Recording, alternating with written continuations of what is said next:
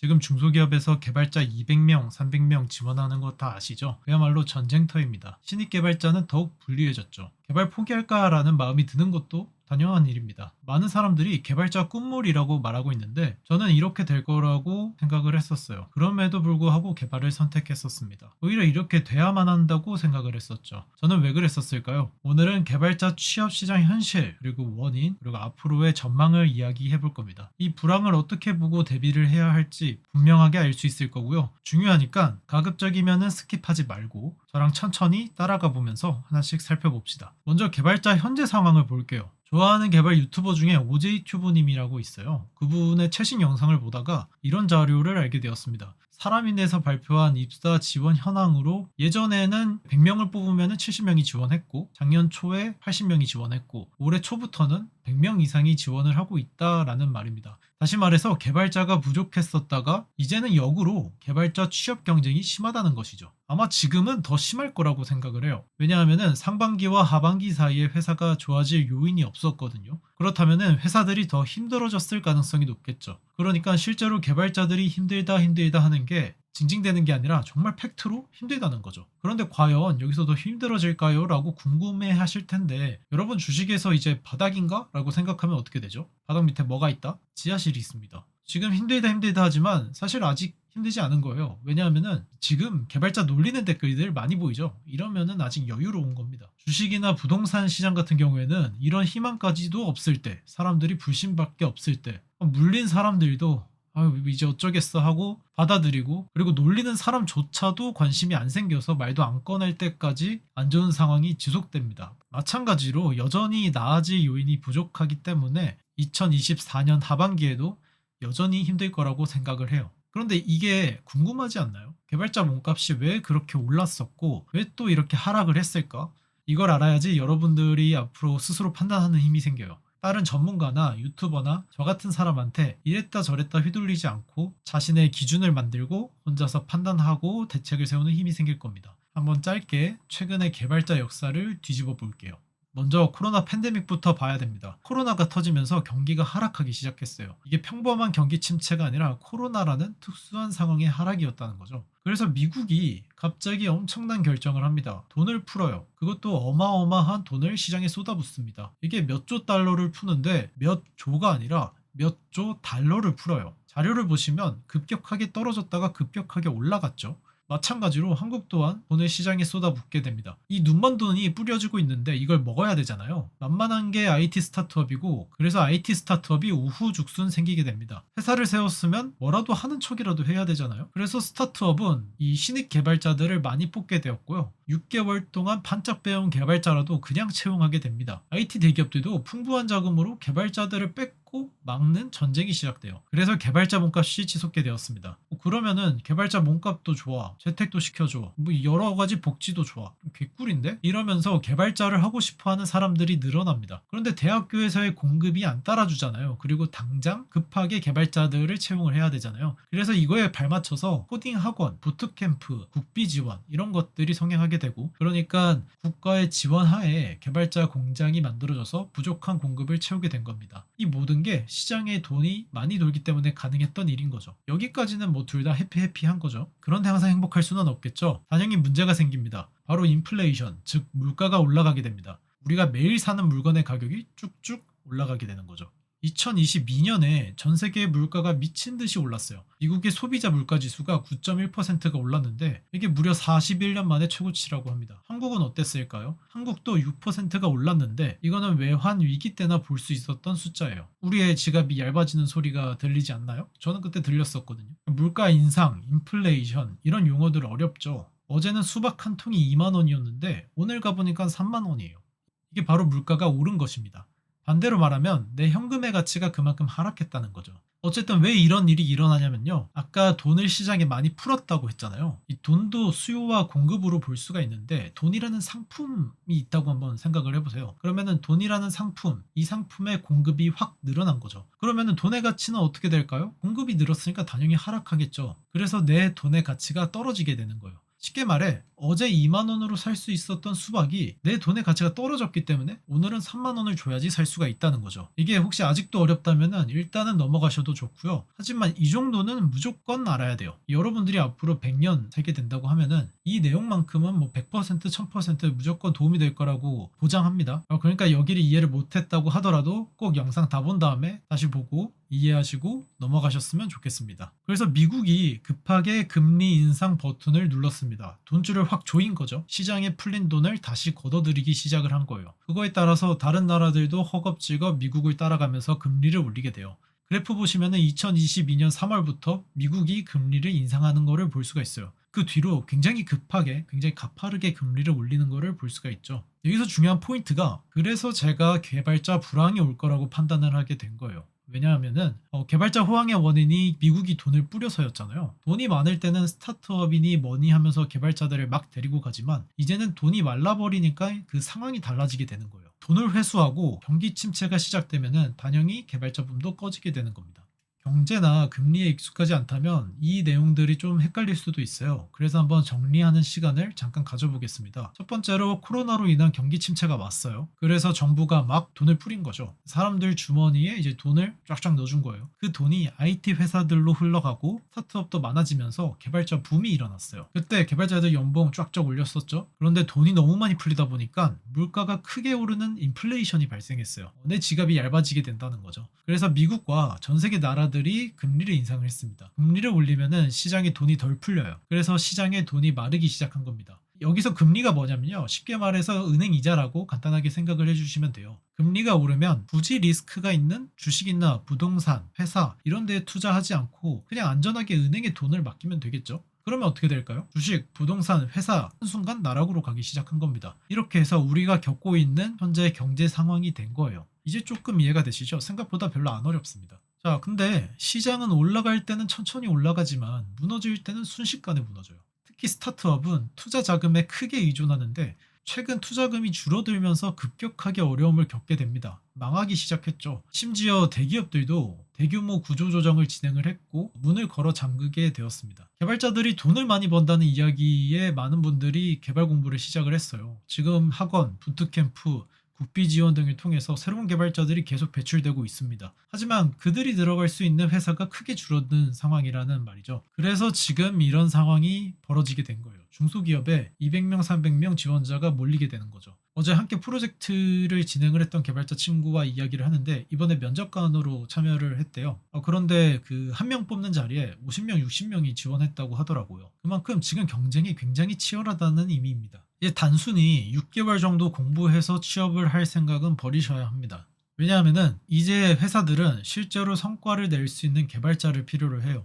이전에는 자금이 풍부해서 실력이 부족해도 개발자를 채용할 수 있었지만 이제는 자금이 부족하기 때문에 지금 당장 개발을 진행하고 서비스를 만들지 못하면은 위험한 상황이라는 겁니다. 이제는 서비스와 상품의 경쟁력이 중요한 시기이기 때문에 정말 실력 있는 개발자가 필요하다는 거죠. 양보다 질이 더 중요해졌고요.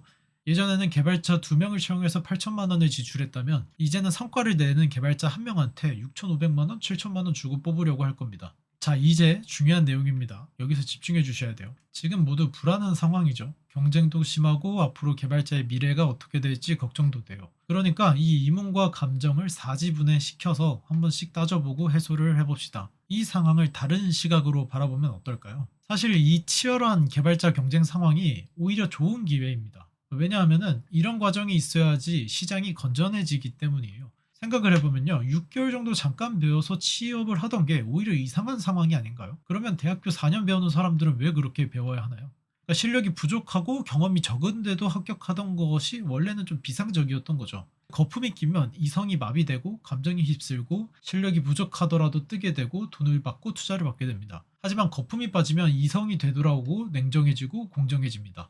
시장에 자금이 풍부할 때는 이 눈먼 돈을 먹을 생각만 하는 트래시한 비효율적인 회사들이 굉장히 많아져요. 그리고 마찬가지로 그 긍정적인 모습만 보고 시작하는 개발자들이 많아지게 되죠. 여러분들 그냥 비트코인 생각하시면 됩니다. 비트코인 올라가면 쭈루룩 다 달라붙잖아요. 하지만 이제 시장이 조정되고 어려운 시기를 거치게 되면서 점점 건전해지기 시작을 합니다. 그냥 돈만 보던 회사와 개발자들은 사라지게 되고요. 정말 실력 있는 회사와 개발자만 남게 됩니다. 과거에 한국도 IMF가 한국 경제에 심각한 타격과 상처를 입혔지만 역설적으로 이때 썩은 부위, 안 좋은 회사를 도려내는 계기가 되기도 했거든요. 그때 뭐 한국 호황기 때 뭐 대차대조표 조작하고 뭐 난리였어요. 그러니까 이 불황 속에서 이 과정에서 경제 구조가 개선되는 계기가 되기도 한다는 거죠. 위기 상황에서는 썩은 부위가 도려내지고 정말 알짜배기, 진짜들이 보이기 시작을 합니다. 그리고 사람들은 생각보다 쉽게 포기를 합니다. 제가 궁금해서 통계를 내봤어요. 사람들이 얼마나 지속할까가 궁금해서 뭔가를 시작을 하는 사람 500명에 대한 수집을 했고요. 그리고 3년, 4년 뒤에 봤을 때 얼만큼 진행됐을까 확인을 한번 해봤어요.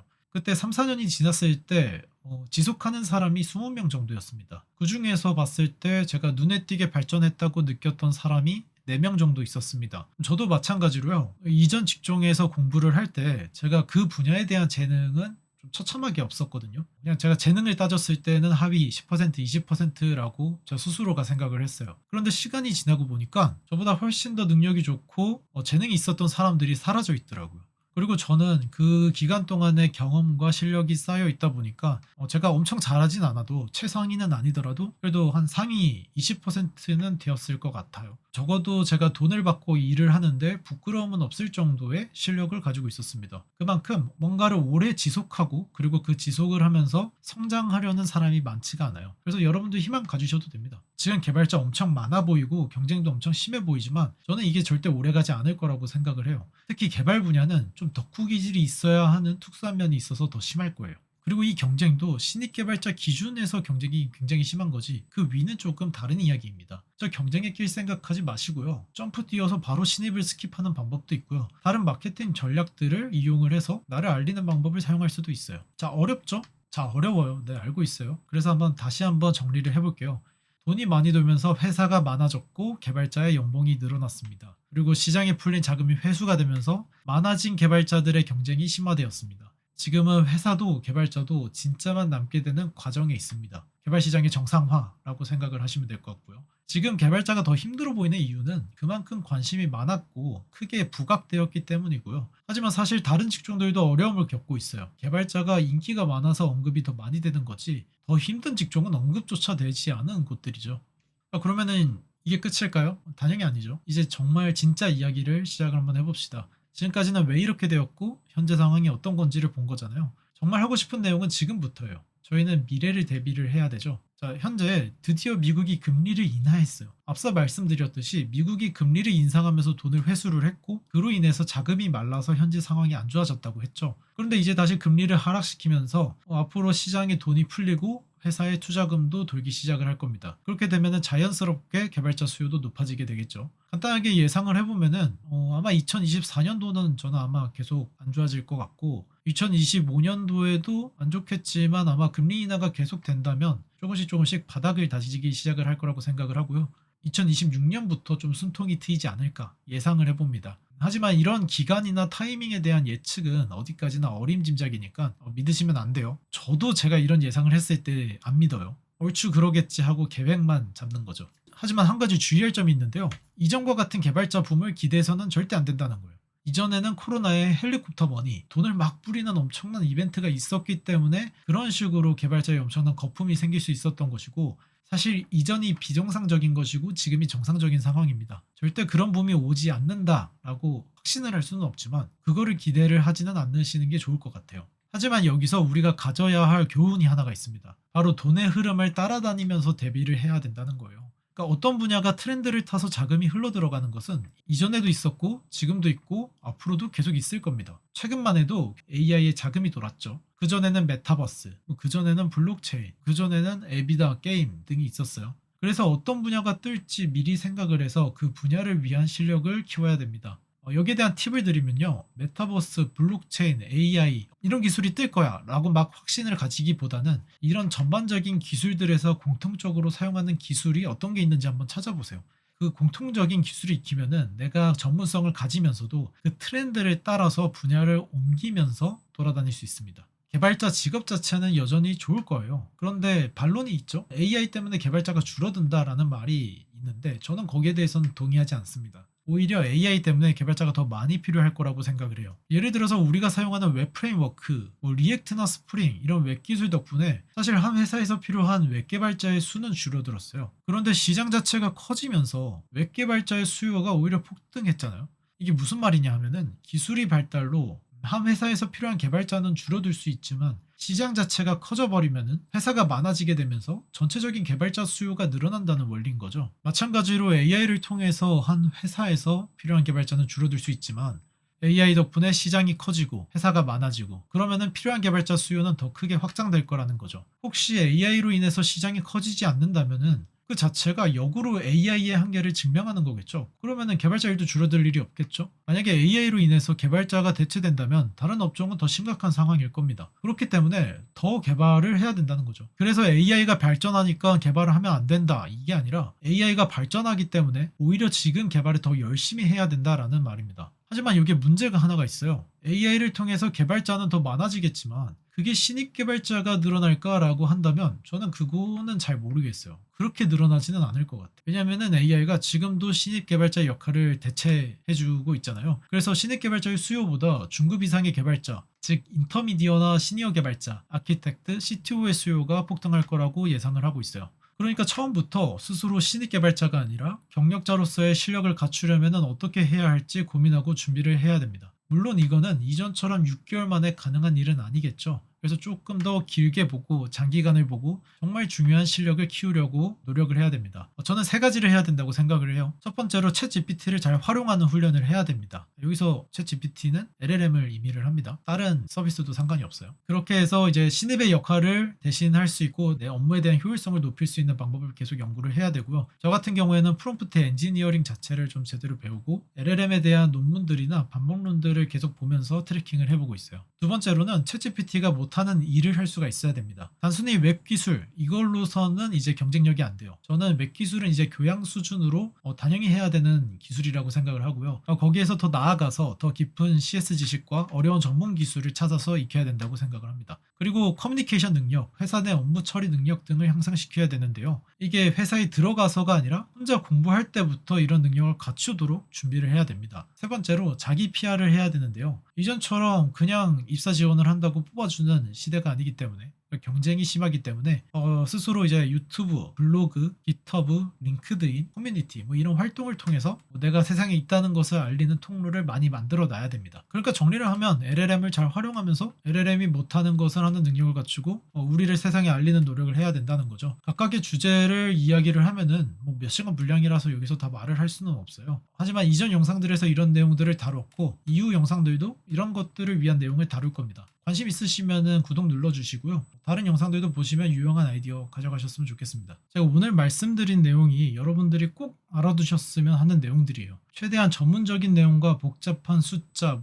증명하는 거, 근거 자료들 이런 것들은 다 뺐어요. 이것들이 다 넣으니까 너무 길고 지루해지게 되더라고요. 사실 조회수를 위해서는 여기서도 더 빼고 편한 영상으로 만들어야 되는데 저는 이 영상은 진짜 알아야 하는 내용을 전달하는 것을 목표로 잡았고요. 여러분들이 스스로 생각하고 판단할 수 있는 그 최소한의 내용은 가져가야 된다고 생각을 해서 그래서 이번 영상만큼은 이해가 잘 안 된다면 다시 보시면서 복습을 해보시는 것을 권장드려요. 마지막으로 방향을 잘못 잡으면 안 됩니다. 우리가 개발자로서 개발을 하는 게 목적이 아니에요. 개발자로서 회사에 돈을 버는 게 목적이죠. 여러분들 평생 개발할 수 있는데 돈을 못 번다고 하면 하시겠나요? 물론 저는 개발이 좋아서 돈을 안 줘도 계속 하긴 할 거거든요. 원래 제가 개발을 시작한 게 개발자로 돈을 벌기 위해서 시작한 것도 아니기도 하고요. 근데 하지만 아무튼 우리는 개발을 통해서 돈을 벌어야 돼요. 그리고 돈을 벌려면은 금리와 환율 그리고 수요와 공급은 최소한 이해를 하셔야 되고요. 그리고 돈이 들어오는 곳이 어디고 돈이 나가는 곳이 어딘지는 판단을 하는 능력이 필요합니다. 당장 많은 걸 할 필요는 없고요. 일단 오늘 말씀드린 내용을 이해하는 것부터 시작을 해보시고 여러 번 보시면서 익숙해지면은 안 보이는 것들도 보이기 시작할 거예요.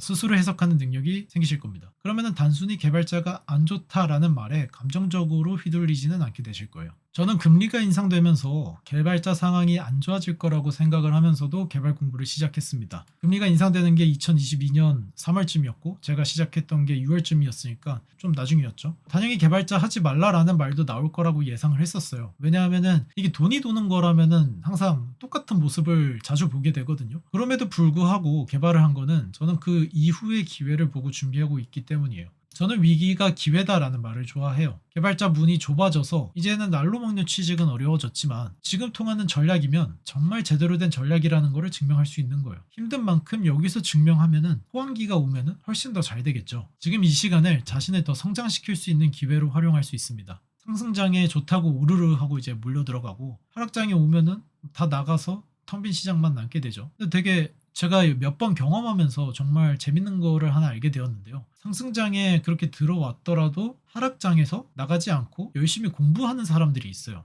되게 재밌게도 그 사람들이 다음 트렌드가 왔을 때 그 트렌드를 타는 주역이 되더라고요. 그래서 지금이 바로 우리가 열심히 공부를 할 때예요. 위기에서 불안해하면서도 버티고 공부하고 노력을 하는 사람들, 아니면은 그냥 개발 자체가 너무 좋아서 시장이고 뭐시고 그냥 신경 쓰지 않고 미쳐있는 덕후들, 그런 사람들이 이제 물 들어오면은 보드 들고 파도를 타는 사람들이에요. 저는 그런 모습을 보고 좀 감동이 있었어요. 이게 멋있더라고요. 그러니까 이전 시장에서는 내가 피해를 보고 손실을 보고 못하더라도 하락을 버티고 남들이 다 놀리는 거를 버티면서 이제 공부를 열심히 하다가 그 다음 트렌드에서 되게 잘 되는 그 모습을 보게 되면은 저는 그 모습이 멋있고 감동적이더라고요. 그래서 저는 지금 공부하는 여러분들도 마찬가지로 응원을 합니다. 다음에 개발자 트렌드가 올 때 그 파도를 탈 수 있도록 지금 바닥에서 우리 같이 연습을 해봤으면 좋겠어요. 이 위기에서 버티고 훈련한 사람이 트렌드가 오고 물이 들어왔을 때 제대로 타게 될 겁니다. 지금 이 개발자 불황이 개발을 진심으로 잘하고 싶은 사람들에게 돋보이게 되는 기회가 될 거라고 생각을 합니다. 오늘 내용이 도움이 되셨나요? 여러분들의 생각이나 궁금한 점이 있다면 댓글로 남겨주시고요. 그리고 좋아요와 구독, 알림 설정까지 해주시면 저에게 큰 힘이 됩니다. 오늘 좀 부족한 내용들은 다음 영상들에 하나씩 보충해 나갈 거니까요. 다음에도 더 재밌고 유익한 내용으로 찾아뵙겠습니다. 감사합니다.